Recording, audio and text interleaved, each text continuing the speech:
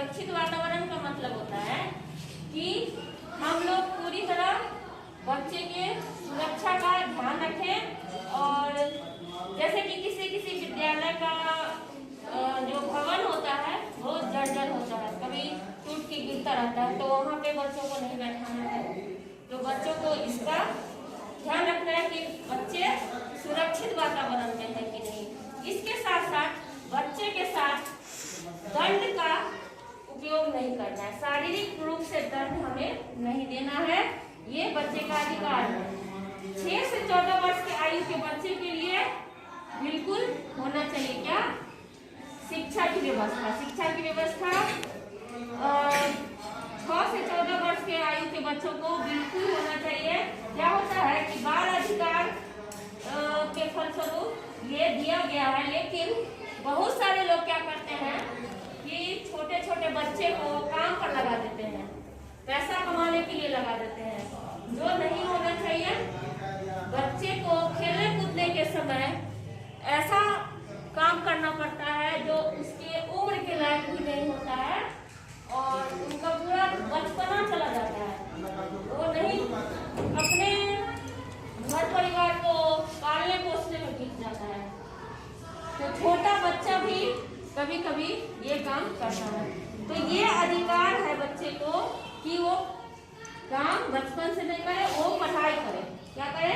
पढ़ाई है बच्चे को।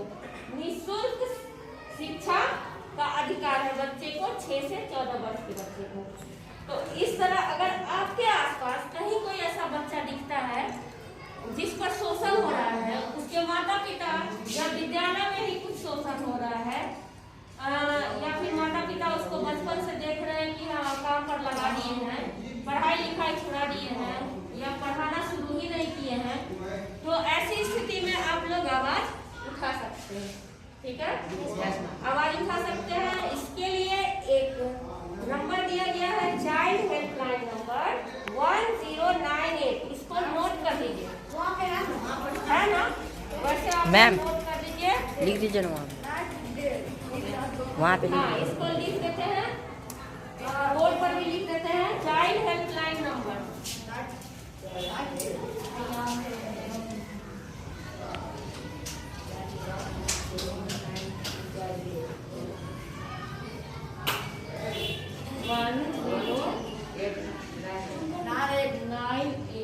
है ना? इसको नोट करना है। और कहीं भी आपके आसपास या कहीं आपको कोई ऐसा बच्चा दिख रहा है जो शोषण जिस पे हो रहा है, तो उसको आप बता सकते हैं, फोन करके भी बता सकते हैं कि ऐसा ऐसा हो रहा है, यहाँ पे कार्रवाई किया जाए। और इसके अलावा बाल विवाह, कहीं आप आसपास बाल विवाह भी देख रहे हैं तो उसको भी आप रोकने की कोशिश कर सकते हैं। तो सुरक्षित वातावरण का क्या मतलब होता है? सुरक्षित वातावरण का मतलब होता है कि हम लोग पूरी तरह बच्चे के सुरक्षा का ध्यान रखें। और जैसे कि किसी विद्यालय का जो भवन होता है वो जर्जर होता है, कभी टूट के गिरता रहता है, तो वहाँ पे बच्चों को नहीं बैठाना है। तो बच्चों को इसका ध्यान रखना है कि बच्चे सुरक्षित वातावरण में है कि नहीं। इसके साथ साथ बच्चे के साथ दंड का उपयोग नहीं करना है, शारीरिक रूप से दंड हमें नहीं देना है, ये बच्चे का अधिकार है। 6 से 14 वर्ष की आयु के बच्चे के लिए बिल्कुल होना चाहिए क्या, शिक्षा की व्यवस्था। शिक्षा की व्यवस्था 6 से 14 वर्ष के आयु के बच्चों को बिल्कुल होना चाहिए। क्या होता है कि बाल अधिकार के फलस्वरूप ये दिया गया है, लेकिन बहुत सारे लोग क्या करते हैं कि छोटे छोटे बच्चे को काम पर लगा देते हैं, पैसा कमाने के लिए लगा देते हैं, जो नहीं होना चाहिए। बच्चे को खेलने कूदने के समय ऐसा काम करना पड़ता है जो उसके उम्र के लायक भी नहीं होता है और उनका पूरा बचपना चला जाता है। वो नहीं अपने घर परिवार को पालने पोसने में बीत जाता है। तो छोटा बच्चा भी कभी कभी ये काम करता है। तो ये अधिकार है बच्चे को कि वो काम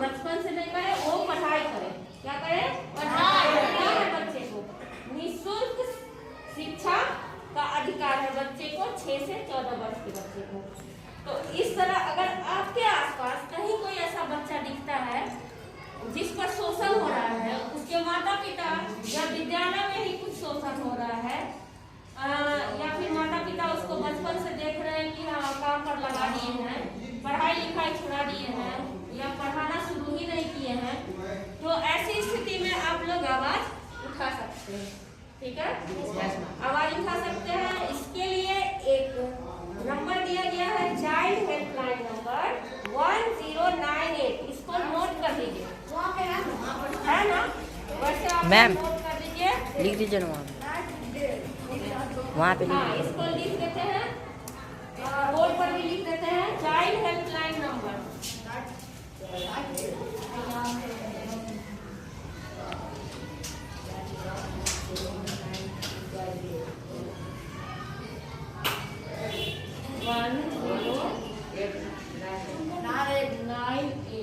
है ना? इसको नोट करना है। और कहीं भी आपके आसपास या कहीं आपको कोई ऐसा बच्चा दिख रहा है जो शोषण जिस पे हो रहा है, तो उसको आप पढ़ा सकते हैं, फोन करके भी बता सकते हैं कि ऐसा ऐसा हो रहा है, यहाँ पे कार्रवाई किया जाए। और इसके अलावा बाल विवाह, कहीं आप आसपास बाल विवाह भी देख रहे हैं तो उसको भी आप रोकने की कोशिश कर सकते हैं।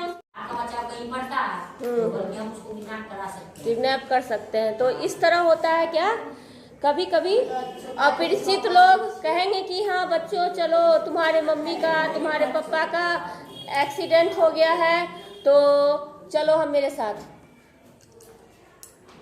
तो वो क्या कहेगा कि चलो, तो आप लोग ऐसे नहीं जाएंगे, आप लोग ऐसे नहीं जाएंगे। क्या करेंगे, पहले कंफर्म होंगे। अगर उसके पास फ़ोन होगा तो कहिएगा नहीं, फ़ोन लगा के सुनाइए हमको किसी का आवाज़, मम्मी का या पापा से बात करना है या भाई बहन घर में जो भी हो। तो इसके लिए क्या करना है, हमें एक फ़ोन नंबर हमारा ज़रूर याद करके रखना है। और किसी भी अपरिचित से बस कहा और चल दिए, ऐसा नहीं करना है। इससे क्या होता है कि किडनैपिंग हो सकता है, वो लेके जाएगा आपको और कहीं बड़े बड़े शहर में बेच देगा, वो पैसा ले लेगा, बेच देगा और आपसे क्या कराया जाएगा, काम कराया जाएगा। कहीं होटल में, कभी किसी घर बन रहा है, कभी गिट्टी धोने के लिए, कभी ईंटा फोड़ने के लिए, तो इस तरह कहीं पे डाल दिया जाता है छोटे बच्चे को। ठीक है, ऐसे किसी भी गलत व्यवहार, गलत धारणा का समर्थन नहीं करना है जिससे बाल शोषण को उचित ठहराता हो। ठीक है, ऐसे कोई भी ऐसा चीज का हम लोगों को ये धारणा का समर्थन नहीं करना है। कहीं भी हो रहा है, आसपास भी हो रहा है, तो उसका आवाज़ हम लोग उठा सकते हैं। किसी भी प्रकार के मौखिक या लिखित शोषण को अनदेखा न करें। लिख के भी होता है कभी और बोल के भी, कोई डांट के भी करता है शोषण, तो वो सबको भी नहीं करना। और सोशल मीडिया पर अपनी तस्वीर पोस्ट नहीं करें। सोशल मीडिया का उपयोग संभल कर करना चाहिए। किसी भी सोशल मीडिया पर, फेसबुक है या ऐसा कोई मीडिया है जिसको सारे लोग देखते हैं, उस पर फोटो संभल कर डालना चाहिए। आजकल बहुत सारे ऐसे टेक्निक चल गए हैं जिसमें क्या होता है कि आपका चेहरा कहीं और लगाकर कुछ क्राइम करवा देगा, कुछ ऐसा कुछ हो जाता है जिससे आप फंस सकते हैं, है ना। केवल आपका चेहरा कटिंग करके दूसरे जगह सेट कर देता है। तो ऐसा बहुत सारा, तो फेसबुक पे गाली दे देता, हंस देता है। हाँ, बहुत कुछ हो सकता है फेसबुक पे, तो वो संभल कर हम लोगों को करना है सोशल मीडिया पर। अपने मित्रों के साथ मारपीट नहीं करना है, ना चोट पहुंचाना है। ठीक है, अपने साथियों की भावनात्मक एवं चिकित्सा संबंधी आवश्यकताओं की उपेक्षा भी नहीं करना है। इसकी सूचना अपने अध्यापक को देना है। अगर किसी बच्चे को क्लास में कुछ हो गया है, चोट लग गई है, भयंकर कुछ कट गया है, तो तुरंत उसको बताना है जाके सर को। ऐसा नहीं कि हम छोड़ दिए, हमको उससे कोई मतलब नहीं है। ठीक है, अब हम देखते हैं कि बाल शोषण से बचाव हेतु याद क्या रखना है हम लोगों को। बाल शोषण के लिए याद क्या रखना है? याद रखना है कि शारीरिक, मानसिक, भावनात्मक तनाव बच्चों के विकास को प्रभावित कर सकते हैं, इसलिए ऐसा नहीं होना चाहिए। क्या? शारीरिक रूप से, मानसिक रूप से और भावनात्मक तनाव। अच्छा, कोई गरीब है या कोई धनी है, बहुत लोग यहाँ पढ़ते हैं ना, कोई उससे ज़्यादा धनी है, कोई गरीब है, धनी सबसे ज्यादा धनी ये है। तो बहुत सारे चीज ऐसे होते हैं। तो शारीरिक, मानसिक और भावनात्मक तनाव बच्चों के विकास को प्रभावित कर सकते हैं ना। और यदि आप किसी के साथ असुरक्षित महसूस कर रहे हैं तो बड़ों को सूचित करने का प्रयास करेंगे, है ना।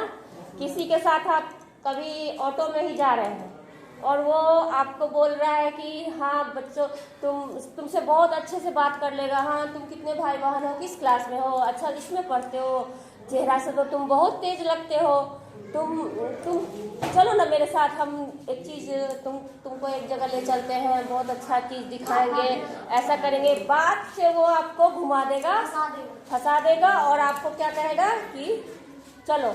तो हो सकता है कि तुम डर जाओ, हम नहीं जाएंगे, तो हो सकता है मारेगा या कुछ करेगा। तो क्या करना है, हमें अपना एक्सप्रेशन चेंज नहीं करना है कि डर रहे हैं, निडर से। अगर आपके पास फ़ोन है तो वहाँ पर ये कर सकते हैं कि फ़ोन लगा के, हाँ पापा, नहीं भी मतलब लग रहा है फ़ोन, नंबर नहीं याद है या कुछ है, तो आप ऐसे बहाना बना के, हाँ पापा हम ऐसे ऐसे जा रहे हैं, तो एक अंकल मिले हैं हमको, ऐसे बोल रहे हैं, तो वो डर जाएगा कि नहीं। या फिर ऐसा कुछ ऐसा कहेंगे कि हाँ पापा हम जस्ट आपको देख रहे हैं, आप खड़े हैं वहाँ पर, ऐसा कुछ बहाना करेंगे कि उसको लगेगा कि इसका कोई है आसपास। तो ऐसा भी हो सकता है। या फिर अगर कोई उपाय नहीं है तो आप आसपास कोई व्यक्ति अगर दिख रहा है तो उसको भी कह सकते हैं, लेकिन चेहरा पर डर नहीं लाना है। उस समय डर लाइएगा तो सामने वाला समझ जाएगा कि ये डरपोक है, इसको आसानी से ले जाया जा सकता है ना। और याद रखना है कि खुद को और दूसरे को बचाने का भी प्रयास करना है। ऐसा नहीं है कि हमें खुद ही, अगर आपके आसपास भी ऐसा हो रहा है तो उसको भी बचाने का हम प्रयास कर सकते हैं।